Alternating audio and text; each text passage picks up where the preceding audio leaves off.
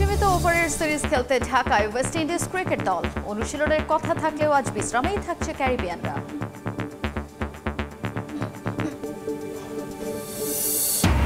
উইন্ডিজের বিপক্ষে ওয়ানডেতে অনিশ্চিত লিটন দাস চোট কাটালেও শুরু করেননি ব্যাটিং অনুশীলন। টি-20তে পাওয়ার আশা বিসিবির।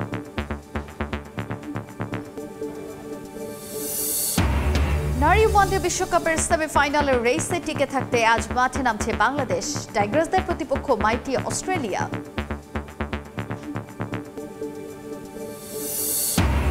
এবং বোস্টন থেকে ফিফা বিশ্বকাপের ম্যাচ সরিয়ে নেয়ার ইঙ্গিত মার্কিন প্রেসিডেন্টের। ব্যর্থতার জন্য মেয়রকে দুষছেন ট্রাম্প। নিরাপত্তা ইস্যুতে সব দায় মার্কিন প্রশাসনের উপর চাপালো ফিফা।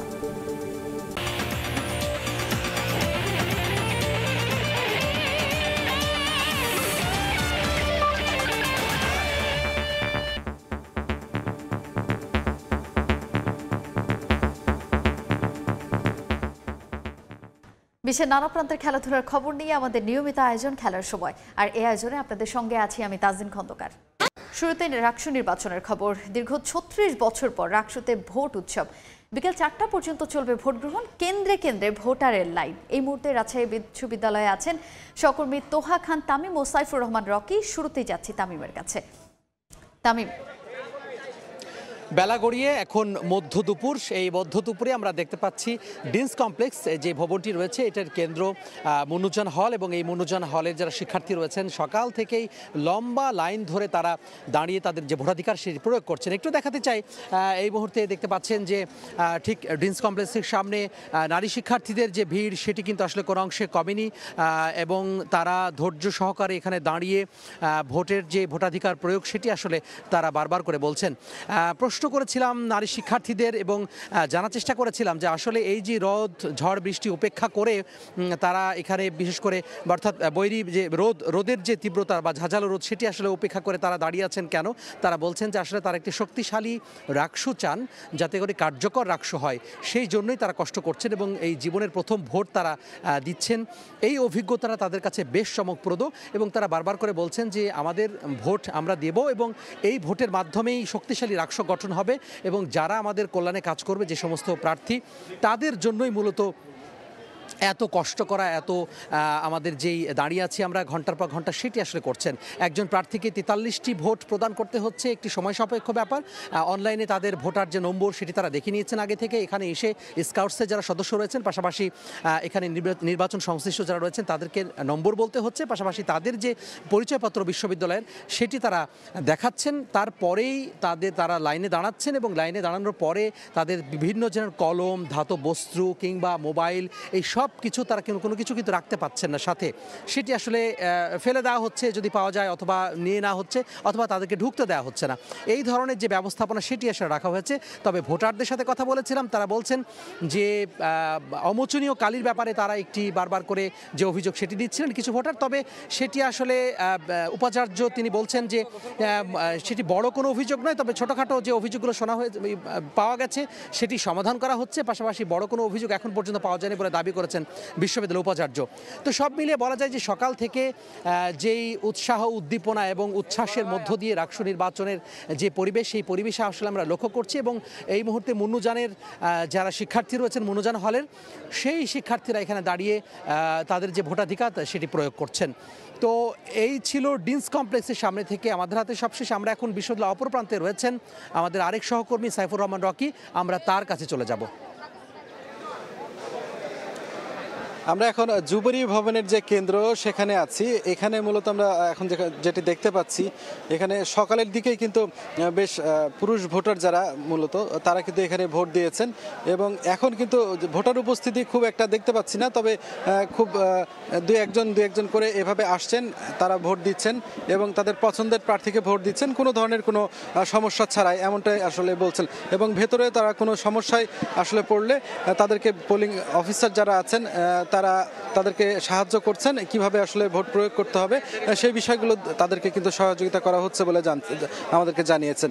আমরা কিন্তু এর আগে বিভিন্ন কেন্দ্রে ঘুরে ঘুরে দেখিয়েছি যে সকাল থেকে নির্বাচন সুষ্ঠু, অবাধ ও গ্রহণযোগ্য করার লক্ষ্যে বিপুল সংখ্যক আইন শৃঙ্খলা বাহিনীর সদস্যদের এখানে মোতায়েন করা হয়েছে। প্রতিটি কেন্দ্রের পাশে কিন্তু আমরা এই আইন শৃঙ্খলা বাহিনীর সদস্যদের দেখছি, পাশাপাশি অনেক প্রার্থীদেরকে দেখছি তারা এসে যারা ভোটার আছেন তাদের সঙ্গে কথা বলছেন, শেষ মুহূর্তে তারা তাদের দোয়া চাচ্ছেন।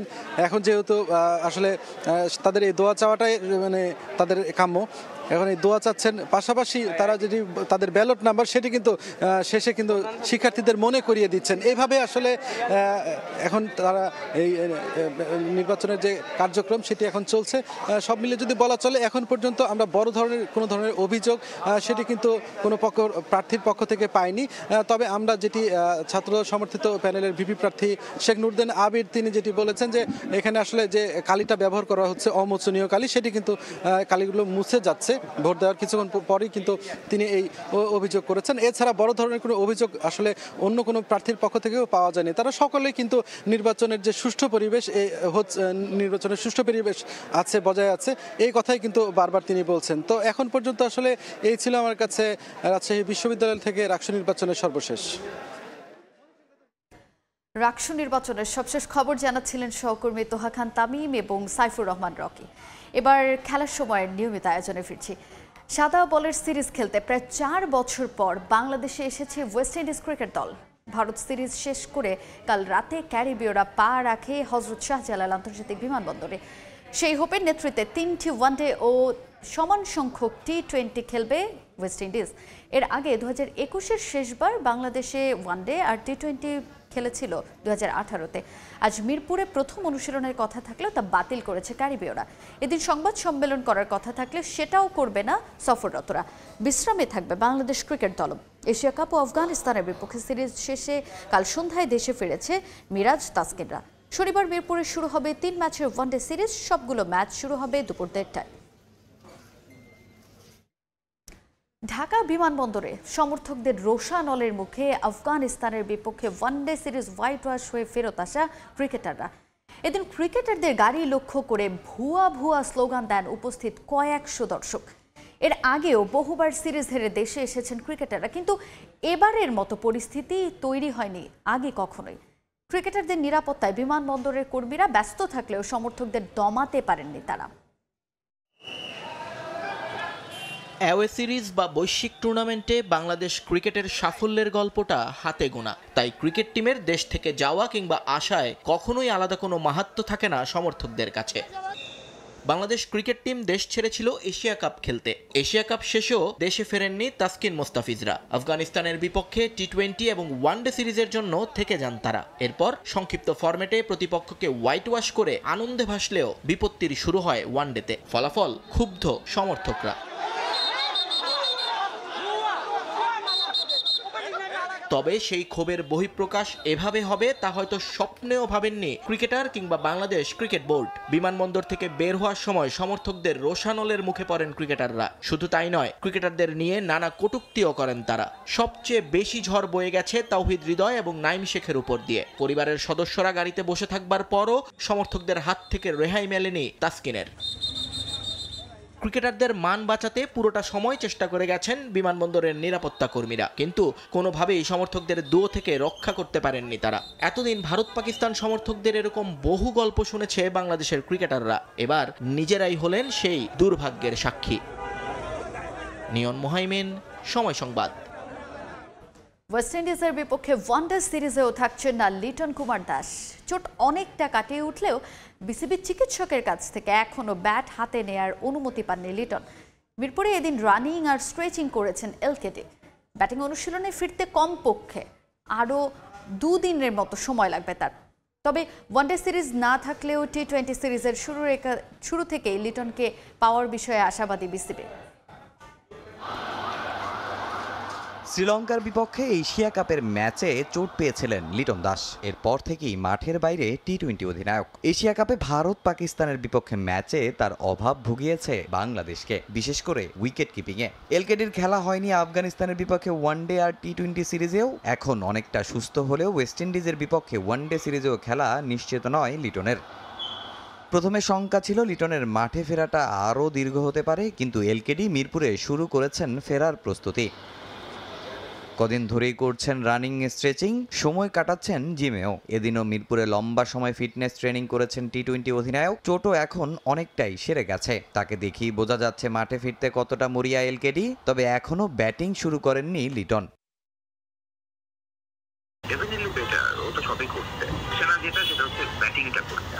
এছাড়াও এক্সারসাইজ, ফিজিক্যাল ফিটনেস ওগুলো সবই করছে এবং ওগুলো সবই করবে। ব্যাটিং করা পর্যন্ত ঠিক বলতে পারছে না, এছাড়াও সব ঠিক আছে না, সব ঠিক হলে তো আমরা ব্যাটিং করতে বলতাম। ওর লোকগুলি চালিয়ে যাক, ফিটনেস চলতে থাকুক, যখন ব্যাটিং এর সময় হয় তখন ব্যাটিং করলে কয়েকদিন ব্যাটিং গুলো খেতে ফেলতে পারবে। টি-20 অধিনায়ককে নিয়ে কোনো ঝুঁকি নিতে চায় না বিসিবি। শনিবার থেকে শুরু হচ্ছে ওয়েস্ট ইন্ডিজের বিপক্ষে 3 ম্যাচের ওয়ানডে সিরিজ। কিন্তু ব্যাট হাতে অনুশীলন শুরু করতে লিটনের সময় লাগবে আরও কয়েকদিন। তাই বলাই যায় ক্যারিবিয়ানদের বিপক্ষে ওয়ানডে সিরিজে থাকছেন না লিটন। ইমনের কাঁধের ইনজুরিটাও এখনও সারেনি। ব্যাটে রান না পেলেও উইন্ডিজ সিরিজে হয়তো স্কোয়াডে থাকবেন নাইম শেখ। অবশ্য বিবেচনায় থাকবেন সৌম্য সরকারও। ফরম্যাট ভিন্ন হলেও এনসিএল টি-20তে 6 ম্যাচে 150-তে তিনি করেছেন 178 রান। রিহাব প্রক্রিয়া শেষ হলেই ব্যাট হাতে ফেরার প্রস্তুতি শুরু করবেন লিটন দাস। সবকিছু ঠিক থাকলে ওয়েস্ট ইন্ডিজের বিপক্ষে টি-20 সিরিজ দিয়েই আবারও দেখা মিলবে টাইগারদের শর্টার ফরম্যাটের অধিনায়কের। আগামী 27 অক্টোবর থেকে চট্টগ্রামে শুরু হবে 3 ম্যাচের টি-20 সিরিজ। তামিম হোসেন, সময় সংবাদ, ঢাকা। ওয়ানডেতে স্মরণকালের সবচেয়ে বাজে সময় পার করছে বাংলাদেশ ক্রিকেট দল। আফগানিস্তানের বিপক্ষে হতশ্রী ক্রিকেটের পর আবারও আলোচনায় সিনিয়র সহকারী কোচ মোহাম্মদ সালাউদ্দিনের ভূমিকা। ব্যাটিং কোচ হিসেবে তার অধীনে 7 বছর পর দলীয় 100-র নিচে অল আউট হয়েছে বাংলাদেশ দল। গেল 11 মাসে সেঞ্চুরি করেছেন মাত্র একজন ব্যাটার। জাতীয় দলে তার অন্তর্ভুক্তির পর কেমন করছে ব্যাটাররা, তাই নিয়ে থাকছে এবারের প্রতিবেদন।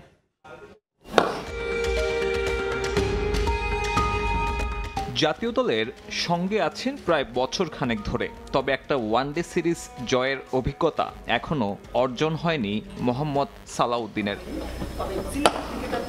সিরিজ তো দূরে থাক, 11 ম্যাচে তার অধীনে দল জয়ই পেয়েছে মাত্র একটা। চ্যাম্পিয়ন্স ট্রফির ভরাডুবি একপাশে রাখলেও 3 সিরিজের দুটোতেই দল হয়েছে হোয়াইট ওয়াশ, যার মধ্যে একটা সদ্য সমাপ্ত আফগানিস্তান সিরিজ। ব্যাটিং ভরাডুবিকে যেন শিল্পের পর্যায়ে নিয়ে গেছেন দেশসেরা তকমা থাকা এই কোচ। নতুন চুক্তিতে মাসিক বেতন 10 লাখ, মেয়াদ 2027 সালের শেষ পর্যন্ত। তবে এরই মধ্যে তার ভূমিকা নিয়ে উঠছে প্রশ্ন। সিনিয়র সহকারী কোচ ব্যাটিং ইউনিটের দেখাশোনা করায় ব্যাটিং ব্যর্থতায় বড় দায় তারই।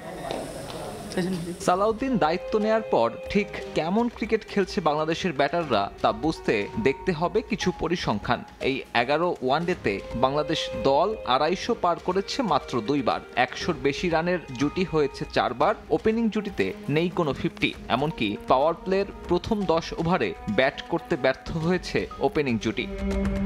সালাউদ্দিনের এই 1 বছরে 7 বছর পুরনো এক রেকর্ড ভেঙেছে বাংলাদেশ। 2018 সালে মিরপুরের পর প্রথমবারের মতো দলীয় 100 রান পার করতে ব্যর্থ মিরাজের দল। 11 ম্যাচে গড়ের হিসেবে সবচেয়ে এগিয়ে মাহমুদুল্লাহ রিয়াদ। চ্যাম্পিয়ন্স ট্রফির পর যিনি চলে গেছেন অবসরে, আর সবথেকে করুণ অবস্থা নাজমুল হোসেন শান্তর।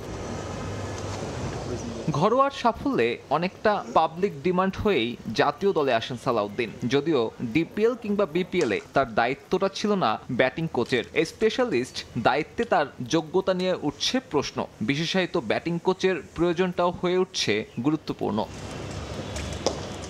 এছাড়াও সালাউদ্দিনের বিরুদ্ধে অভিযোগ রয়েছে পক্ষপাতিত্বের। পারফরমেন্সের চেয়ে নিজের প্রিয় শিষ্যদের অগ্রাধিকার দেন এমন গুঞ্জন রয়েছে। সবশেষ এশিয়া কাপে সোহানকে উইকেট কিপিংয়ের দায়িত্ব না দেওয়ার পেছনেও ভূমিকা ছিল তার। ওই টুর্নামেন্টে জাকির আলীর কিপিং ভুগিয়েছে বাংলাদেশ দলকে। নতুন চুক্তি হওয়ায় আপাতত জাতীয় দলেই থাকছেন সালাউদ্দিন। তবে বিশেষায়িত ব্যাটিং কোচ নিয়োগের ব্যাপারে আলোচনা চলছে ক্রিকেট বোর্ডে। তবে তেমনটা হলে জাতীয় দলে সালাউদ্দিনের ভূমিকা কি হবে সে প্রশ্নটাও ওঠে অবধারিতভাবে। সাব্বির মিথুন, সময় সংবাদ। এবার নারী বিশ্বকাপের খবর। সেমিফাইনালের দৌড়ে টিকে থাকা লড়াই আজ বাংলাদেশের। হারাতে হবে টুর্নামেন্টের সফলতম দল অস্ট্রেলিয়াকে। ভারতের বিশাখাপত্তনমে ম্যাচ শুরু হবে বাংলাদেশ সময় বিকেল 3:30টায়। ইংল্যান্ড আর সাউথ আফ্রিকার বিরুদ্ধে লড়াই করেও জিততে পারেনি নিগার সুলতানা জ্যোতিরা। সেরা 4-এ থাকতে হলে এখন জয়ের বিকল্প নেই বাংলাদেশের। তবে অস্ট্রেলিয়ার বিপক্ষে তা করে দেখাতে চাইলে বড় অঘটনের জন্ম দিতেই হবে মেয়েদের। এখন পর্যন্ত এই ফরম্যাটে 3 ম্যাচের সিরিজে মুখোমুখি হয়েছে 2 দল। মিরপুরের সেই সিরিজে হোয়াইট ওয়াশ হয় স্বাগতিকরা। বিশ্বকাপেও অপরাজিত অস্ট্রেলিয়া। মাত্র 24 ঘন্টার ব্যবধানে নতুন 3 লিগে নাম লেখালেন Shakib Al Hasan. Abu Dhabi T10, American global cricket tournament ও ইন্ডিয়ান হেভেন প্রিমিয়ার লিগে দল পেলেন মিস্টার 75। কদিন আগেই খেলেছেন কানাডার সুপার 60 টুর্নামেন্টে। সেই লিগ শেষ করতে না করতে 24 ঘন্টার মধ্যে 3 লিগে ডাক পেলেন সাকিব। আবুধাবি T10 লিগে এবার সাকিব দল পেয়েছেন নতুন দল রয়্যাল চ্যাম্পসে। সামাজিক যোগাযোগ মাধ্যমে পোস্ট করে বিষয়টি নিশ্চিত করা হয়। একই দিন যুক্তরাষ্ট্রের গ্লোবাল লিগেও দল পেলেন সাবেক বিশ্বসেরা অলরাউন্ডার। হিউস্টন রাইডার্সের হয়ে মাঠে নামবেন সাকিব। আর ইন্ডিয়ান হেভেন লিগে কোন দলে খেলবেন তা এখনো চূড়ান্ত হয়নি। বিসিবি কার্যালয় ঘেরাওয়ের মন্তব্য ভুলবশত করেছিলেন। মূলত বোঝাতে চেয়েছিলেন কাউন্সিলরদের নিয়ে অবস্থান কর্মসূচি করে প্রতিবাদ জানাবে। ক্রিকেট বোর্ডের নির্বাচন অনুষ্ঠিত হওয়ার পর সুর নরম করলেন ইশরাক হোসেন। তবে ভোট প্রক্রিয়া নিয়ে অভিযোগের শেষ নেই এখনো। বর্তমান বোর্ড বেশি দিন টিকবে না বলেও মন্তব্য করেন ব্রাদার্স ইউনিয়নের এই কাউন্সিলর ও বিএনপি নেতা। আর বেশি বাড়াবাড়ি করা হয়, প্রয়োজনে বিসিবি ঘেরাও দেওয়া হবে। গত মাসেই বিসিবি ভবন ঘেরাওয়ের হুঁশিয়ারি দিয়েছিলেন ইশরাক হোসেন। নির্বাচন ঘিরে অনিয়মের অভিযোগ তুলে কড়া ভাষায় শাসিয়েছিলেন আমিনুল ইসলাম বুলবুলের নিয়ন্ত্রণাধীন এবং যুব ও ক্রীড়া উপদেষ্টা আসিফ মাহমুদ সজীব ভুঁইয়া সমর্থিত বোর্ডকে। আমাকে মনোনীত করা হয়েছে। এরপর পেরিয়ে গেছে অনেকটা সময়, বহুল আলোচিত ভোটও হয়ে গেছে, গঠিত হয়েছে নতুন বোর্ড, বন্টন হয়েছে স্ট্যান্ডিং কমিটি। নির্বাচন থেকে সরে দাঁড়ানো ক্লাবগুলো বর্তমান বোর্ডের অধীনে লিগ বর্জনের ডাক দিয়েছে। তামিম মাসুদুজ্জামান বাবুদের সঙ্গে একাত্মতা জানিয়েছে ইশরাকের ব্রাদার্স ইউনিয়ন। তবে নির্বাচন নিয়ে অনেক অভিযোগ থাকলেও ঘেরাওয়ের মতো কিছু করেননি বিএনপি নেতা, বরং ওই বক্তব্যের জন্য নাকি তার অনুশোচনাই হচ্ছে। রাজনৈতিক আঙ্গিকে আমার বক্তব্য অনেক সময় চলে আসে। আসলে আমি যেটা মিন করতে চেয়েছিলাম যে আমরা কাউন্সিলররা গিয়ে আমরা সেখানে অনশন করব বা আমরা অবস্থান করব। যারা 196 জন কাউন্সিলর, এর মধ্যে বৃহৎ অংশই আমাদের সাথে রয়েছে, আমরা সেখানে প্রতিবাদ করব। সেটি আসলে আমি মিন করেছিলাম। আমি বাইরে থেকে লোকজন নিয়ে ঘেরাও করব এটি মিন করিনি। এটা আমার ভুল হয়ে গিয়েছে। আমি আগামীতে আরো সচেতন থাকব। তবে বিসিবির বর্তমান পরিচালনা পর্ষদের উপর ক্ষোভ কমেনি তার। গঠনতন্ত্রের একাধিক বিধি লঙ্ঘন করে এই নির্বাচনের নামে এই বোর্ডটি তৈরি করা হয়েছে। আমরা যদি একটা ফেয়ার নির্বাচন চাই তাহলে আমরা সকলে মিলে আবার নির্বাচন করতে কোনো অসুবিধা তো নাই। পোস্টালে এখানে ভুয়া ভোট দেওয়া হয়েছে, অনৈতিক লেনদেনেরও কিছু বিষয় জানতে পেরেছি। তারা কারচুপি করেছে।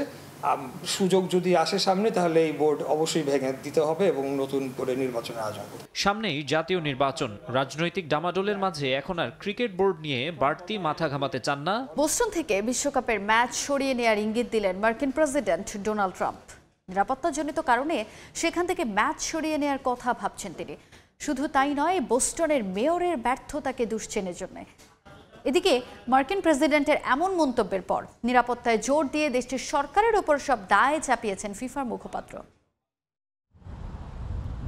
বিশ্বকাপ ফুটবল মাঠে গড়াতে বাকি 1 বছরেরও কম সময়। 3 দেশে আয়োজিত এই বিশ্বকাপ ঘিরে সেজে উঠেছে ভেন্যুগুলো। যুক্তরাষ্ট্র, কানাডা ও মেক্সিকোতে ওয়ার্ল্ড কাপের ম্যাচগুলো মাঠে গড়ানোয় সেখানকার প্রস্তুতি গুছিয়ে এনেছে আয়োজকরা।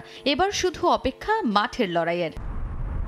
ফুটবল মহরণ মাঠে গড়ানোর আগে টিকিট, ভেন্যু নির্ধারণ সহ ক্যাম্পেইনিং সব চালিয়ে যাচ্ছে ফুটবলের সর্বোচ্চ নিয়ন্ত্রক সংস্থা। তবে এবার নতুন এক সমস্যায় 2026 বিশ্বকাপ। যুক্তরাষ্ট্রের 11টি ভেন্যুতে ওয়ার্ল্ড কাপের ম্যাচগুলো মাঠে গড়াবে।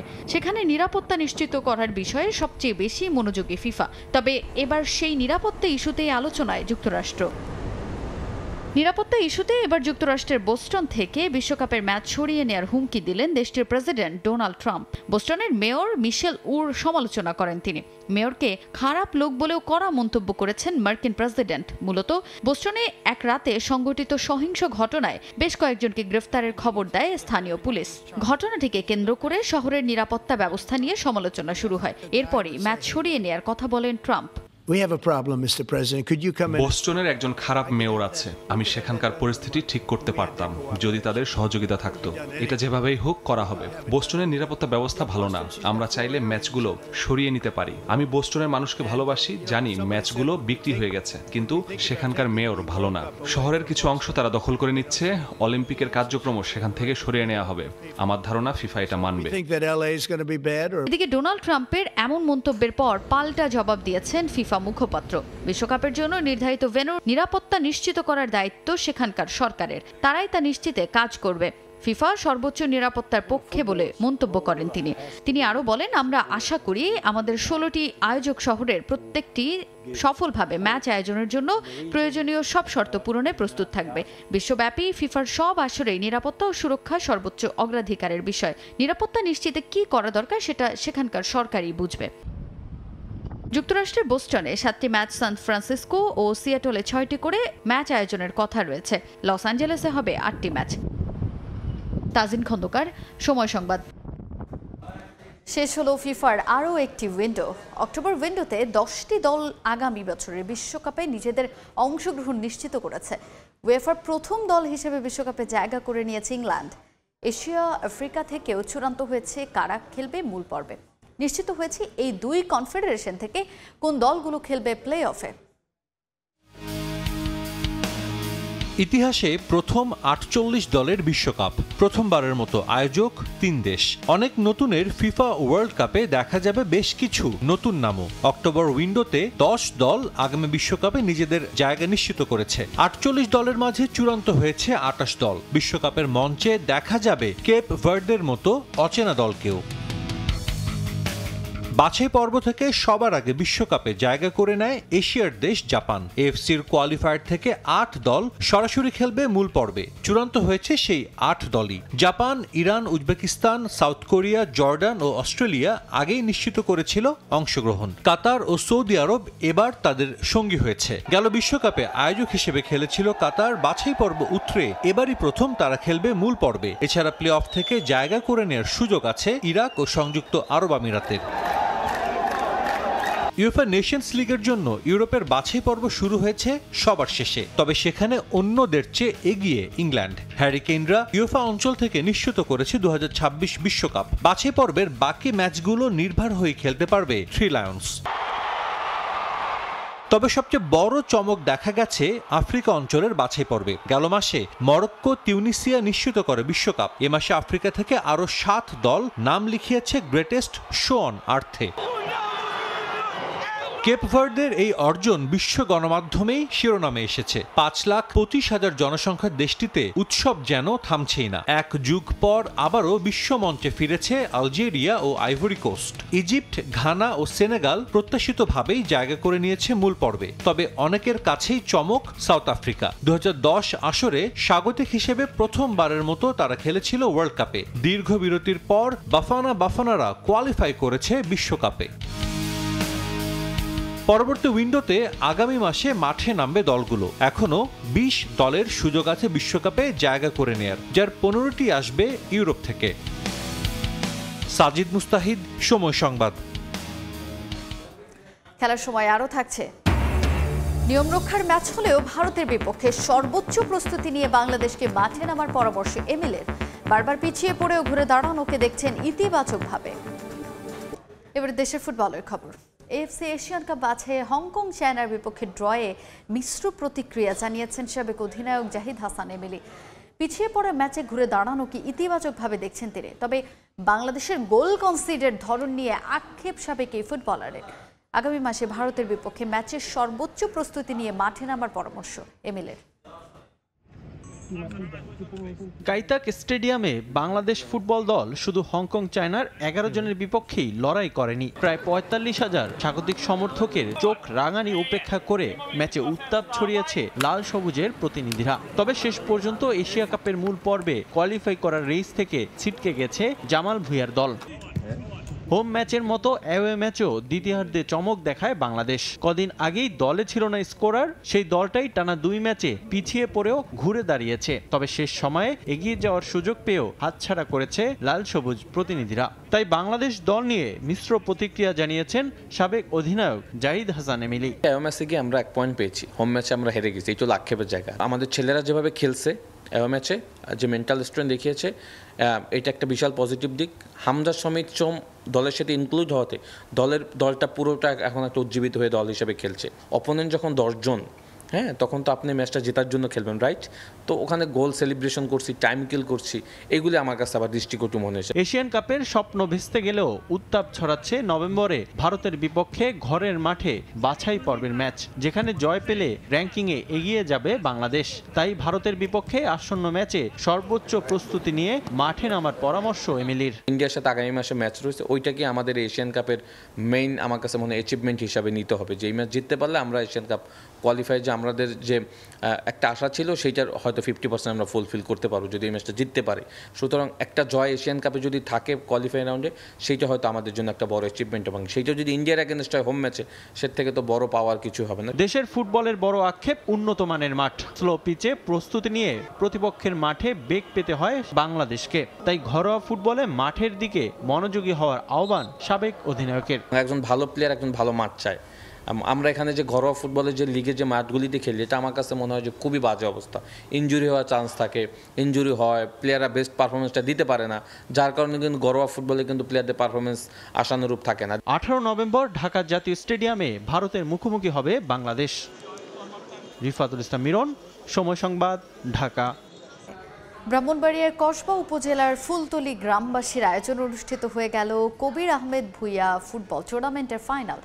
বিকেলে উত্তেজনাপূর্ণ ফাইনাল দেখতে মাঠে হাজির হয় হাজার দর্শক।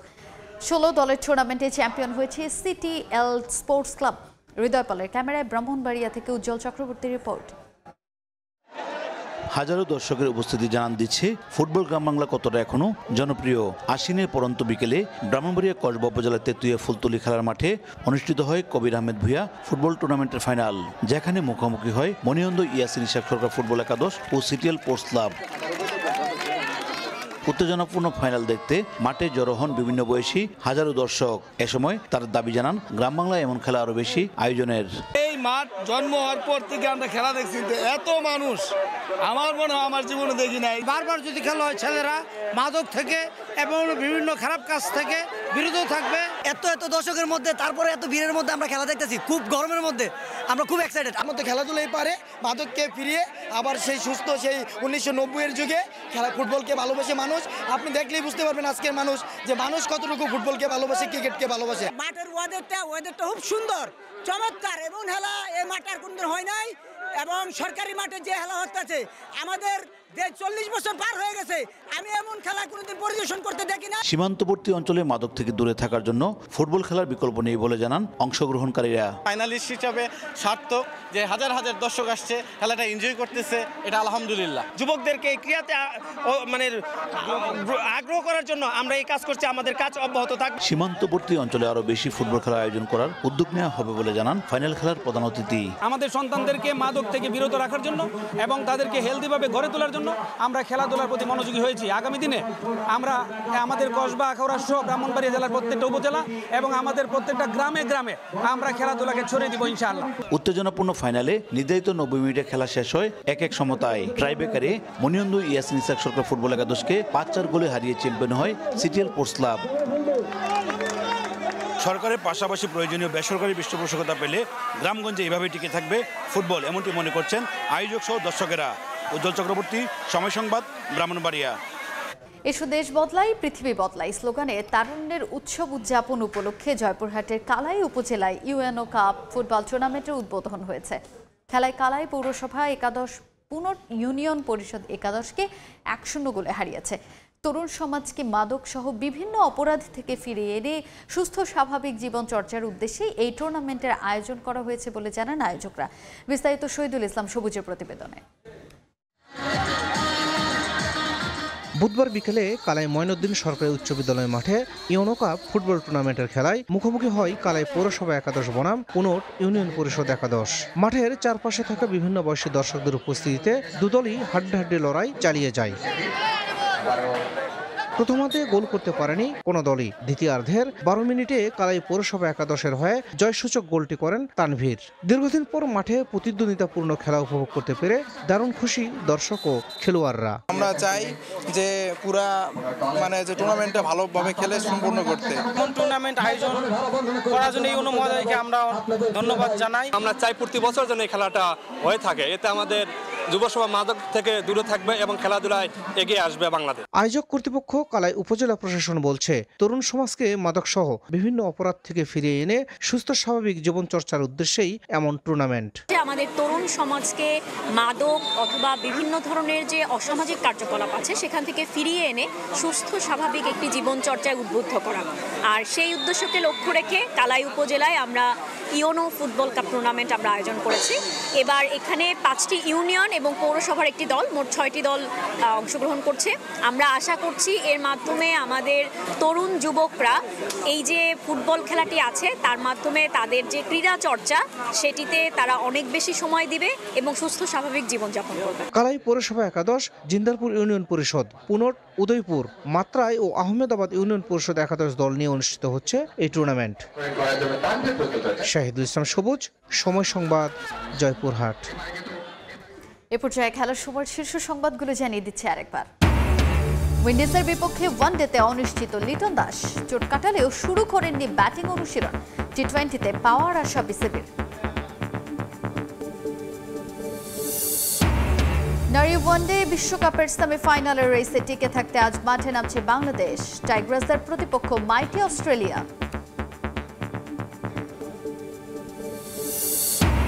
এবং বোস্টন থেকে ফিফা বিশ্বকাপের ম্যাচ সরিয়ে নেয়ার ইঙ্গিত মার্কিন প্রেসিডেন্টের। ব্যর্থতার জন্য মেয়রকে দুষছেন ট্রাম্প। নিরাপত্তা ইস্যুতে সব দায় মার্কিন প্রশাসনের উপর চাপালো ফিফা।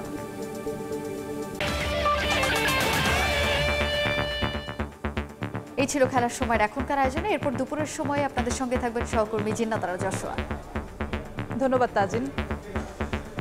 দুপুরের সময় নিয়ে ফিরছি কিছুক্ষণ পর, সঙ্গেই থাকুন সময়ের।